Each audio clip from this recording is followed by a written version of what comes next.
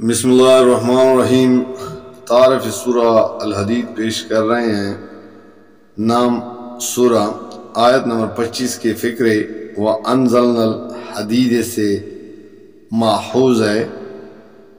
زمانہ نزول یہ بلا اتفاق مدنی صورت ہے، اور اس کے مضامین پر غور کرنے سے محسوس ہوتا ہے کہ غالباً یہ جنگ احد اور صلح حدیبیہ کے درمیان کسی زمانے میں نازل ہوئی ہے۔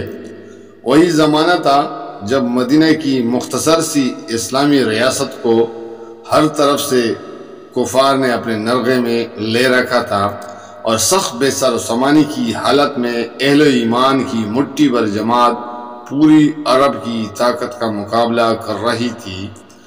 اس حالت میں اسلام کو اپنے پردوں سے صرف جانی قربانی ہی درکار نہ تھی، بلکہ مالی قربانی بھی درکار تھی، اور اس سورہ میں اسی قربانی کے لیے پرزور اپیل کی گئی ہے۔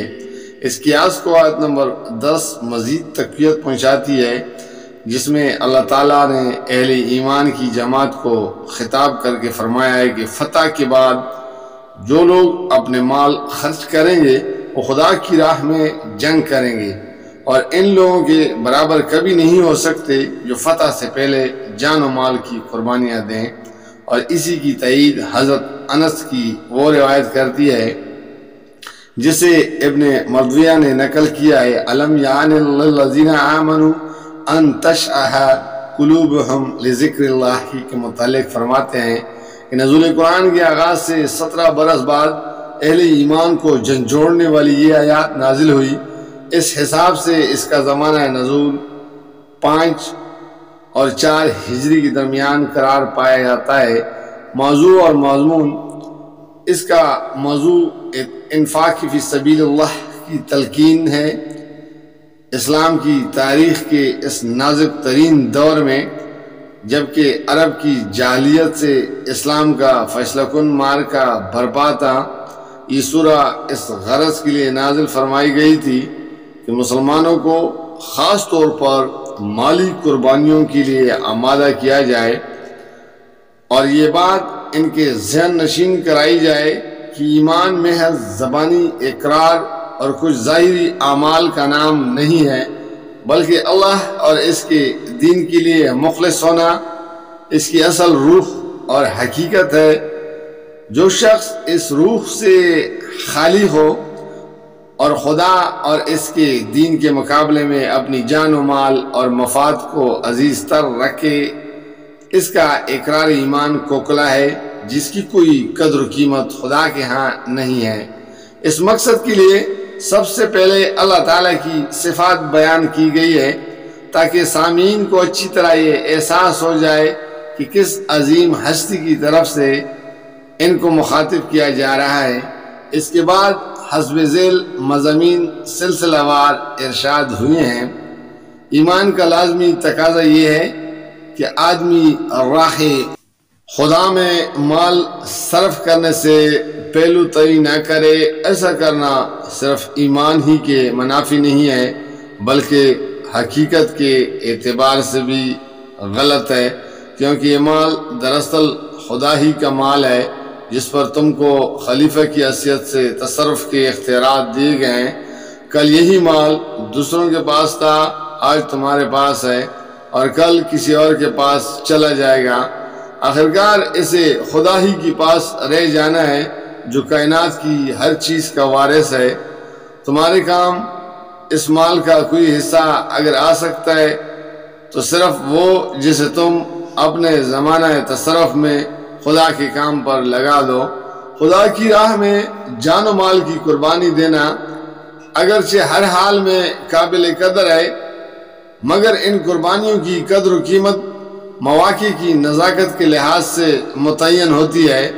ایک موقع وہ ہوتا ہے جب کفر کی طاقت بڑی زبردست ہو اور ہر وقت یہ خطرہ ہو کہ کہیں اسلام اس کے مقابلے میں مغلوب نہ ہو جائے۔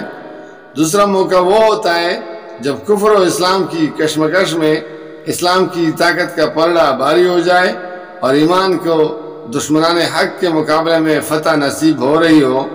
یہ دونوں حالتیں اپنی اہمیت کے لحاظ سے یکساں نہیں ہیں، اس لیے جو قربانیاں ان مختلف حالتوں میں دی جائے وہ بھی اپنی قیمت میں برابر نہیں ہیں۔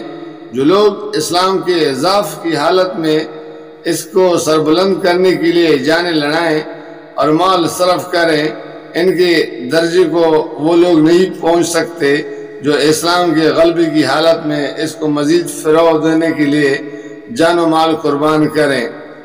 رائے حق میں جو مال بھی صرف کیا جائے وہ اللہ کے ذمہ قرض ہے، اور اللہ اسے نہ صرف یہ کہ کئی گناہ بڑا چڑھا کر واپس دے گا بلکہ اپنی طرف سے مزید اجر بھی عنایت فرمائے گا۔ آخرت میں نور انہی اہل ایمان کو نصیب ہوگا جنہوں نے راہ خدا میں اپنا مال خرچ کیا ہو، رہے وہ منافق جو دنیا میں اپنی ہی مفاد کو دیکھتے رہے اور جنہیں اس بات کی کوئی پرواہ نہ رہی کہ حق غالب ہوتا ہے یا باطل۔ وہ خواہ دنیا کی اس زندگی میں مومنوں کے ساتھ ملے جلے رہے ہوں، مگر آخرت میں ان کو مومنوں سے الگ کر دیا جائے گا، نور سے وہ محروم ہوں گے اور ان کا حشر کافروں کے ساتھ ہوگا۔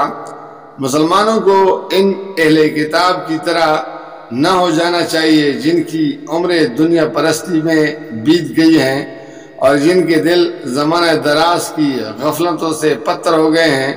وہ مومن ہی کیا جس کا دل خدا کے ذکر سے نہ پگھلے اور اس کے نازل کردہ حق کے آگے نہ جھکے۔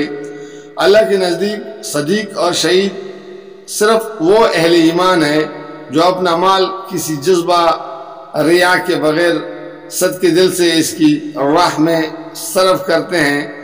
دنیا کی زندگی محض چند روز کی بہار اور ایک متاع غرور ہے۔ یہاں کا کھیل کود، یہاں کی دلچسپیاں، یہاں کی آرائش زبائش، یہاں کی بڑائیوں پر فخر اور یہاں کی دونوں دولت جس میں لوگ ایک دوسرے سے بڑھ جانے کی کوشش کرتے ہیں، سب کچھ ناپائیدار ہے۔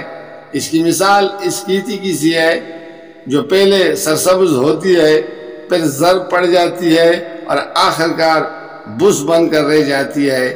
پائیدار زندگی دراصل آخرت کی زندگی ہے جہاں بڑے نتائج نکلنے والے ہیں۔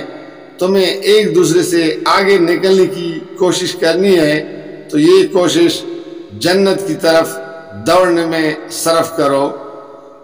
دنیا میں راحت اور مصیبت جو بھی آتی ہے اللہ کے پہلے سے لکھی ہوئی فیصلے کے مطابق آتی ہے۔ مومن کا کردار یہ ہونا چاہیے کہ مصیبت آئے تو ہمت نہ ہار بیٹھے اور راحت آئے تو اترا نہ جائے۔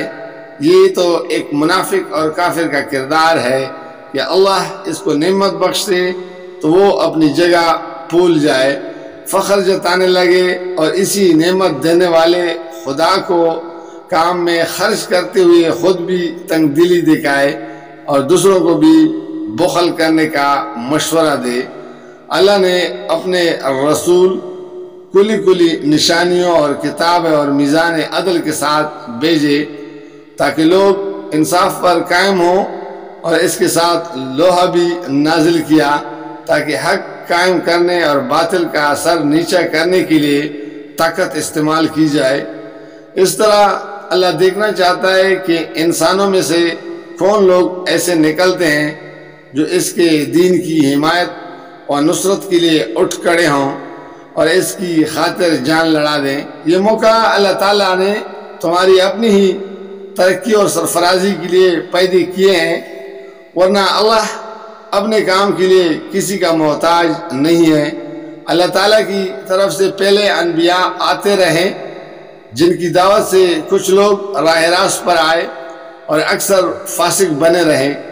پھر عیسیٰ علیہ السلام آئے جن کی تعلیم سے لوگوں میں بہت سی اخلاقی خوبیاں پیدا ہوئیں، مگر ان کی امت نے رہبانیت کی بدعت اختیار کر لی۔ اب اللہ تعالیٰ نے محمد صلی اللہ علیہ وسلم کو بھیجا ہے، ان پر جو لوگ ایمان لائیں گے اور خدا سے ڈرتے ہوئے زندگی بسر کریں گے اللہ ان کو اپنی رحمت کا دوہرا حصہ دے گا اور انہیں وہ نور بخشے گا جس سے دنیا کی زندگی میں وہ ہر قدم پر ٹیڑھے راستوں کے درمیان سیدھی راہ صاف دیکھ کر چل سکیں گے۔ اہل کتاب چاہے اپنے آپ کو اللہ کے فضل کا ٹھیکیدار سمجھتے رہیں، مگر اللہ کا فضل اس کے اپنے ہی ہاتھ میں ہے، اسے اختیار ہے جسے چاہے اپنے فضل سے نواز دے۔ یہ ہے ان مضامین کا خلاصہ جو اس سورہ میں ایک ترتیب کے ساتھ مسلسل بیان ہوئی ہیں۔ جزاک اللہ، فی امان اللہ۔